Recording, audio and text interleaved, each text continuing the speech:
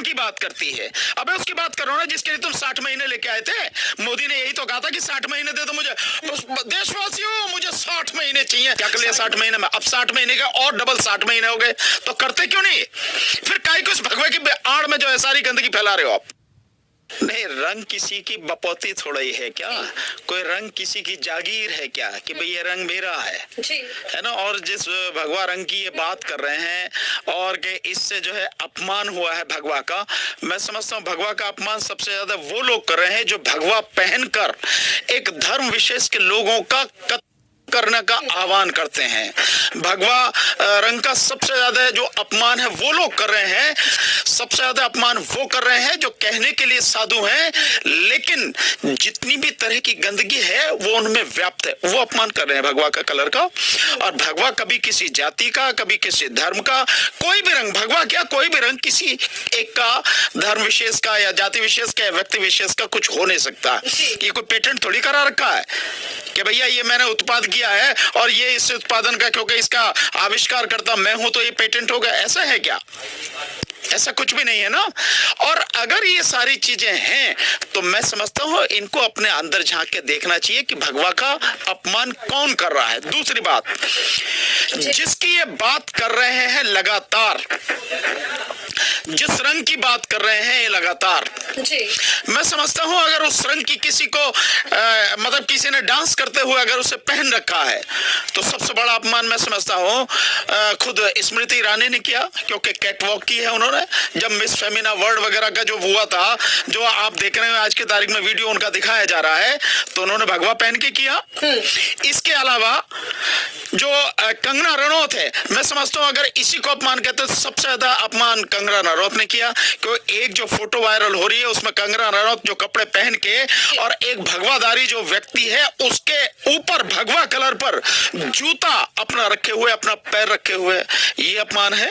और अगर और भी इसके आगे देखें तो अपमान ये है जो रिंकैया के पापा जो हैं, ये जो यहाँ से सांसद हैं श्रीमान जी, जो दिल्ली प्रदेश के बीजेपी के अध्यक्ष रहे, तो वो डांस जो कर रहे हैं और वो जो सारे उनके सीन वगैरह देखे जा रहे हैं, वो भगवा पहने हुए लड़की जिस तरह से उसके ऊपर है वो अपमान कर रहे हैं।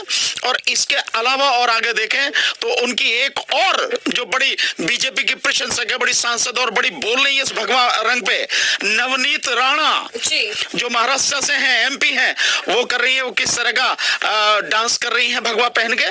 तो इन्हें अपने गिरेबान में झांक के देखना चाहिए। पर इनकी बीमारी क्या है, इनकी दिक्कत क्या है कि मानसिक रूप से पूरी तरह से बीमार हैं।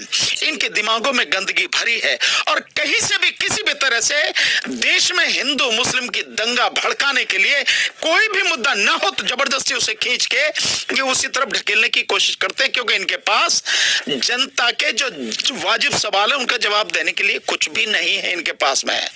इनसे पूछो जो अपमान कर रहा निरहुआ, देखा है ना कि निरहुआ कैसे ऐसे पड़ा और उसके ऊपर एक लड़की लेटी है, भगवा कपड़े में लेटी है ना वो जो उसके ऊपर पड़ी है।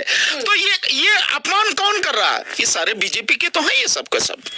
सो अपमान ये करते हैं, लेकिन लोगों को मूर्ख और नासमझ समझते हैं और हिंदू मुस्लिम दंगा फैलाने के लिए और राजनीति करने के लिए उस पे ये गंदगी फैलाते हैं, काम करते हैं। जी सर, मध्य प्रदेश के स्पीकर कह रहे हैं कि अगर हिम्मत है तो शाहरुख खान अपनी बेटी के साथ इस मूवी को देखकर दिखाएं, और साथ ही कह रहे हैं कि पीला रंग ही क्यों, उसी को क्यों अपमान किया जाता है, अपमानित किया जाता है, हरा रंग भी तो है, उसको सम्मान क्यों? मैं समझता हूँ ये जिसके दिमाग में जितनी गंदगी भरी है वो उससे बढ़कर, उससे अलग हटके कोई बात नहीं कह सकता। अगर शाहरुख खान साहब की बिटिया के ऊपर इस तरह के मतलब उसको लेकर अगर ये टिप्पणी की जा रही तो मैं समझता हूँ इससे घिनौना और कोई काम हो नहीं सकता है। पर बीजेपी वालों से आप उम्मीद भी क्या कर सकते हैं, उनके दिमाग में जितनी गंदगी भरी है वो वही सब कहेंगे, लेकिन वो उस तरफ नहीं देखेंगे कि कितने मुसलमानों को उन्होंने अपना दामाद बना रखा है, चाहे वो विश्व हिंदू परिषद के हो, चाहे और बीजेपी के बड़े बड़े नेता हो, इवन सुब्रमण्यम स्वामी की जो रिलेशन में है वो भी जो है जो जिसके मुस्लिम समाज के लोग हैं उन्हें अपना दामाद बना रखा है, तो दामाद तुम बना लोगे और वहां चुप रह जाओगे। और राजनीति करने के लिए कहीं से भी अब शाहरुख खान, क्योंकि शाहरुख खान एक सुपरस्टार है, शाहरुख खान इस देश की जानी मानी हस्ती है, उनको टारगेट करके ये सारी करते हैं। पहले भी इन्होंने इस तरह की कोशिश की थी, आमिर खान साहब को लेकर की थी। सो आमिर खान साहब हो, सलमान खान साहब हो, चाहे ये आपके शाहरुख खान साहब हो, क्योंकि सारे के सारे मुस्लिम हैं और सारे के सारे सुपरस्टार हैं, उनके नाम से फिल्में चलती हैं। फिल्म इंडस्ट्री में उनका बहुत बड़ा योगदान है, वो हजम नहीं हो रहा इनको, और राजनीति करने के लिए गंदगी फैलाते हैं। सर, बीजेपी नेता के बयान सामने आ रहे हैं, कह रहे कि अगर हिम्मत है तो किसी और धर्म पर मूवी बनाकर दिखाएं, सिर्फ हिंदुओं को टारगेट किया जाता है। मैं समझता हूँ अगर ध्यान से थोड़ा सा वो देखें तो एक पीके फिल्म आई अभी, आई ना, पीके फिल्म, उस पीके फिल्म पर आप कमेंट करो, उसमें किस किस पर चर्चा नहीं की है, देखो आपको सब पता लग जाएगी। जो कुछ भी है दिखाया आमिर खान साहब ने, सबके सामने है, पर क्योंकि उनको दिखाई नहीं देती, उनको तो केवल और केवल यही दिखाई देती है कि हिंदू धर्म पर क्या रंग, किसी फिल्म में इस बात को कह रहा हूं, किसी धर्म से जुड़ा होता है क्या रंग? क्या किसी धर्म की बपौती है क्या रंग? क्या किसी ने पेटेंट करा रखा है? चाहे हरा हो या भगवा हो या कोई भी हो, नहीं है ना। लेकिन दिमाग में गंदगी भरी है तो उसी नहीं बात करेंगे। तो कह रहे ना कि भगवा का अपमान अब नहीं सहा जाएगा। मसाओ, कर लो जो कुछ करना, अगर तुम नहीं कर सकते तो जो तुम में हिम्मत हो करके दिखाओ, करो भाई। जी सर, ऐसे में ही कुछ लोगों का ये भी मानना है कि फिल्म निर्माता, फिल्म मेकर्स को बहुत अच्छे से पता है कि भगवा रंग हिंदू समाज का है और हिंदू लोग इससे आस्था रखते हैं, फिर भी इस तरीके से इस भगवा रंग को दर्शाया जा रहा है, गलत तरीके से इस्तेमाल किया जाता है। नहीं, किसी को कुछ नहीं पता है, और पता भी हो तो रंग सब जानते हैं कि रंग किसी धर्म, किसी जाति, किसी व्यक्ति, किसी संस्था की पेटेंट नहीं है, बपौते नहीं है।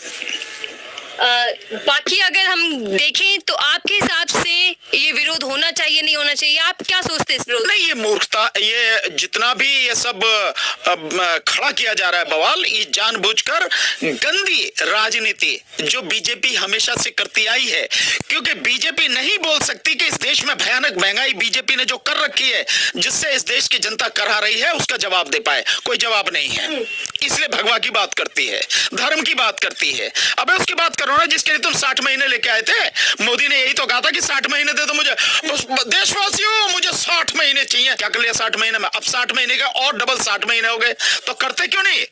फिर काहे को इस भगवे की आड़ में जो है सारी गंदगी फैला रहे हो आप, है या नहीं है? सो ये सब कुछ इनके पास क्या जवाब है?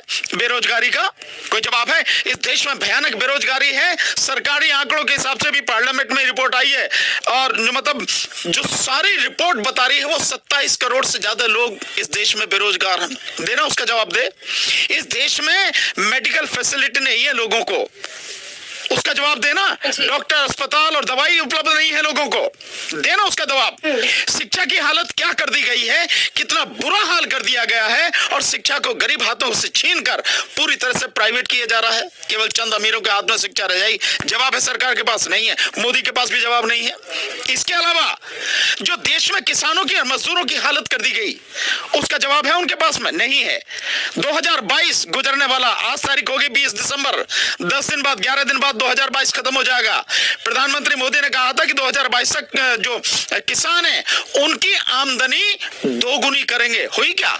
जबकि मैं बार बार कहता हूं, पहले भी मैंने इस आपके चैनल पर शायद कहा है कि किसानों की आबादी, वो किसानों की आमदनी दोगुनी थी, छोड़ो 40% कम हो गई जो पहले थी।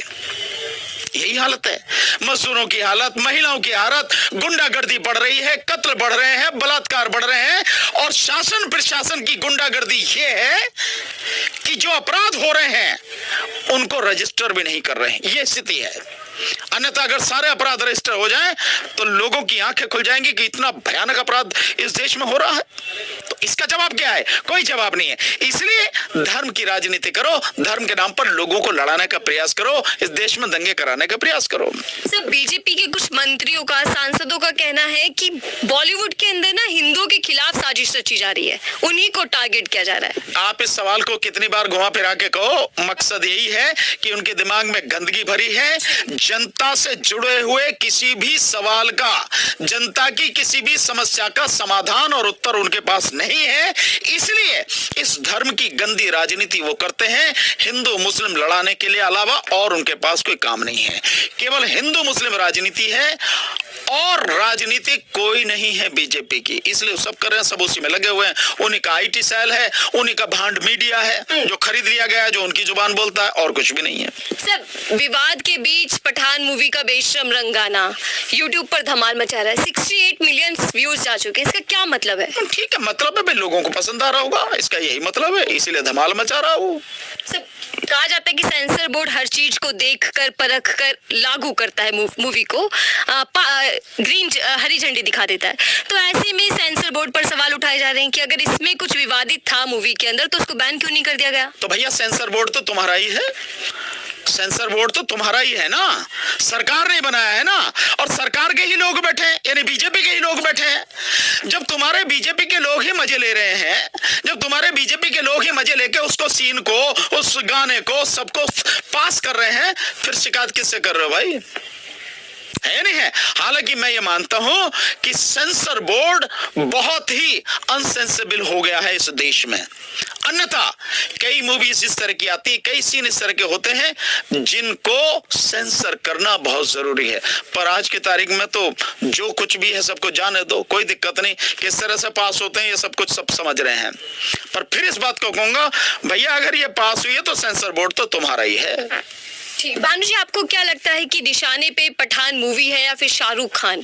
शाहरुख खान, जैसे उनके बेटे को जो है बेवजह के, जब उनका ड्रग्स का कोई मसला नहीं था, जबरदस्ती, यानी उस बच्चे के पास से ड्रग मिली भी नहीं, उसका कोई कनेक्शन नहीं, और बाद में कोर्ट ने इस बात को सिद्ध भी किया, आदेश भी हुआ उस पे, लेकिन उस बच्चे को जो है इतने समय तक जो है जेल में रखा, इतने समय बाद उसको बेल मिली। सो आप समझ सकते हैं कि बिल्कुल टारगेट, ऐसे टारगेट पे रखते हैं ये, और टारगेट करके ही शाहरुख खान हो या आमिर खान हो, कोई भी, मैंने बताया ना कि आमिर खान हो, शाहरुख खान हो, सलमान खान हो, क्योंकि खान है, मुसलमान है, इसलिए उनको टारगेट किया जाता है। ये सिंपल, क्योंकि उनकी राजनीति इसी से चलती है। अब कुछ और, आप जाएंगे मूवी देखने? नहीं, मुझे मूवी देखने जाऊंगा नहीं जाऊंगा, मेरे पास इतना टाइम ही नहीं है। मुझे तो वैसे भी मैंने टीवी अब देखना बंद ही कर दिया है, क्योंकि एक ही चीज में देखता था टीवी में, हॉल पर तो देखना पहले से ही बंद कर दिया है, एक ही देखता था एनडीटीवी पर, माननीय रवीश कुमार जी जो आते थे उनका प्राइम टाइम देखता था। अब वो भी अडानी के हाथ में चला गया है, तो इसलिए वो भी बंद कर दिया है, मैं तो टीवी वगैरह देखता नहीं। तो हमारे साथ भानु प्रताप जी, जिनका साफ ये कहना है कि मूवी का विरोध गलत किया जा रहा है और इस ऐसे एंटरटेन पर्पज से आई मूवी को विरोध करना गलत है, इस तरीके के मामलों को मुद्दा नहीं बनाना चाहिए। फिलहाल के लिए दीजिए इजाजत।